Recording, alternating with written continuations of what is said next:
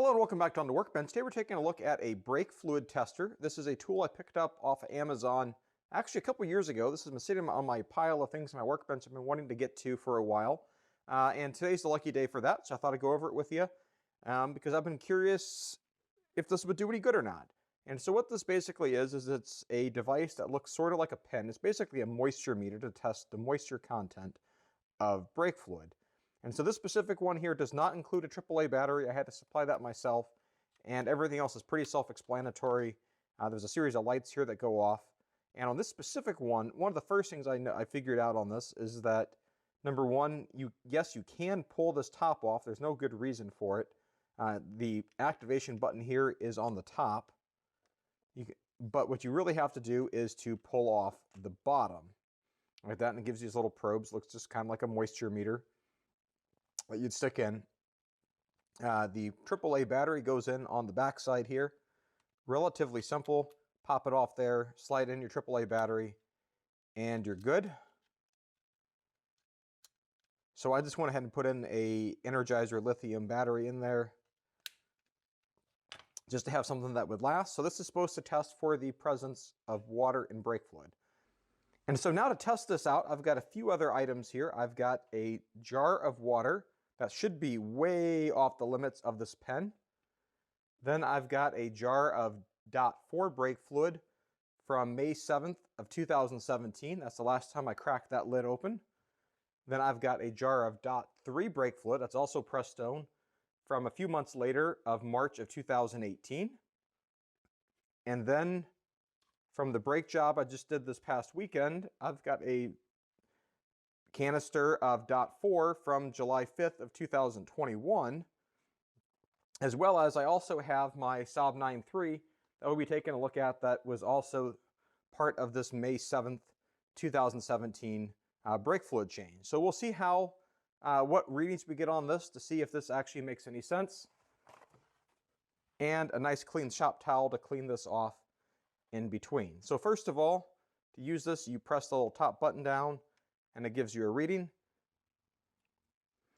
Now to give this a test, I've got my jar of water and we'll stick my pen in, and then hopefully this will light up. You can see that goes to greater than 4%, which is the warning level on this meter.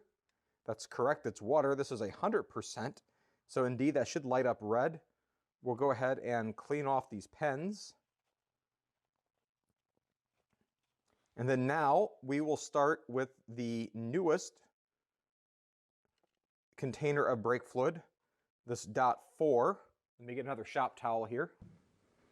So with our newest bottle of .4 brake fluid that was opened and unsealed on July 5th, 2021, we'll take off our lid and we'll pour ourselves a little sample here.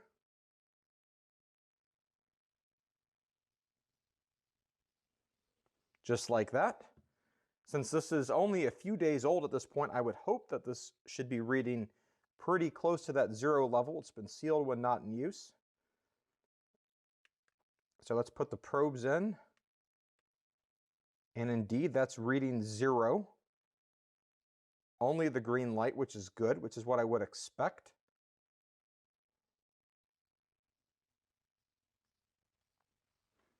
And then now, just for fun, I'm going to pour this into the water. See how that kind of clouded up the water there? A bit there. Now we're going to check the 2017 brake fluid from May 7th of 2017. We'll do the same thing. We'll unscrew the lid. So this is several years old. But this has been kept sealed the whole time. This is just a leftover brake fluid from that brake job. So there's not really much in there. There's actually quite a bit of airspace in all of these canisters. It's just a little residual. And so now we'll put our probe and make sure it's all nice and clean. And for this canister here, this is reading less than 1%. Which is interesting for the sealed bottle. So this little over 4-year-old sample here of brake fluid is reading in the OK category, so it gives me 1 amber warning light of less than 1%. So indeed, over time, those few years since 2017, some moisture has collected in there and is reflected in the brake fluid. We'll pour that into the water as well. I don't want to pour any of this back into the containers at this point. And now let's take a look at this DOT3 brake fluid, which has been left sealed since 2018. So we're looking at a little over 3 years on this container.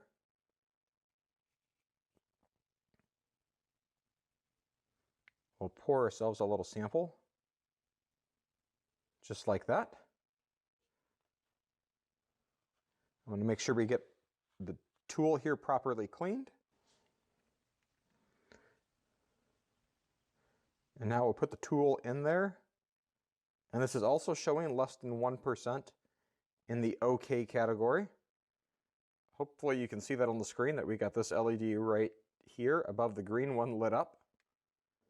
And so that's showing a little bit there. Then I'm going to add this to the water and put the lid back on. So both of those bottles are in the warning category, or the OK category. Not perfect, but still okay, but not into the concern category. And now this little mix of water and brake fluid over here, I'm going to stir this around. Since this is now less than 100% water, with 3 capfuls of brake fluid added to this.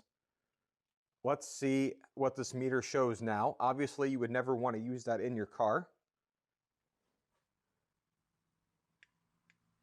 And this is showing greater than 4% moisture content, which is fine because that's probably closer to 50%. And now, just for a good measure, we're going to add a little more of this brake fluid here to it. This is the DOT4. See if we can dilute this a little bit more. I'll be recycling all of this shortly.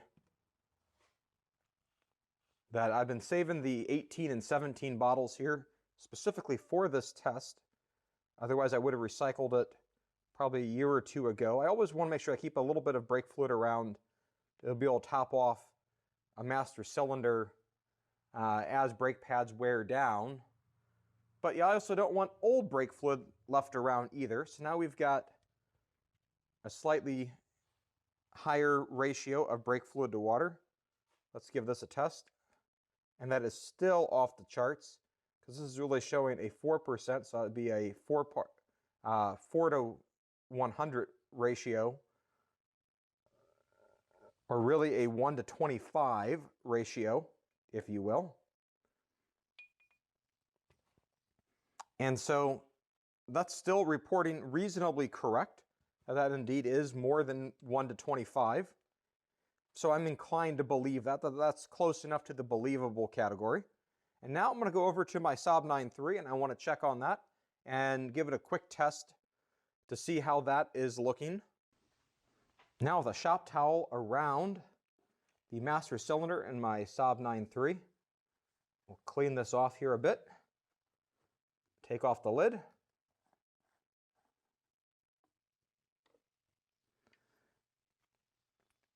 And then after having cleaned up the tool here and dried it off, because I don't want to be accidentally inducing any moisture or other contaminants into the cylinder, let's just stick this in, saturate the pins, and this is showing less than 1%. So this is matching exactly what the bottle showed, untouched, and so there's really no difference here what got into the car compared to what got in the bottle being left alone. I'm relatively pleased with this. I'm not terribly worried about this. I would consider this personally to be acceptable. Obviously, your mileage may vary for what you consider to be acceptable. The tool here does give you a little warning here for 3 and 4% being too high, but greater than 0 and less than 1, the tool calls it okay. I would agree with that being okay. I'm not worried. I've also had the chance to use this on a friend's car whose brake job I was working on this past weekend as well. And so after testing this on several cars with different brake fluids and even just checking against the water, I think I paid less than $15 for this tool. I'm pretty pleased with this. This is really cheap, and I think the value you get out of this could be quite a bit.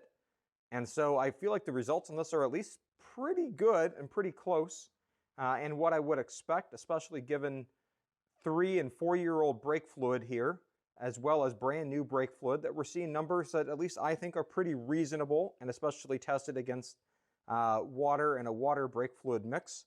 I feel like we're pretty close to having what I would expect for an accurate result of sorts. And so I think if you worked in a professional shop and you were trying to sell brake fluid flushes, this might be a very good way to help sell those. And I think you could probably pay for this tool in probably less than a day, give or take. And for anybody else, this is just an easy, small addition to your toolbox. Gives you another quick check of the health of your vehicle to help to know when your next maintenance is due based on what you're actually observing. I'll put a link to this specific tool down below if you're interested.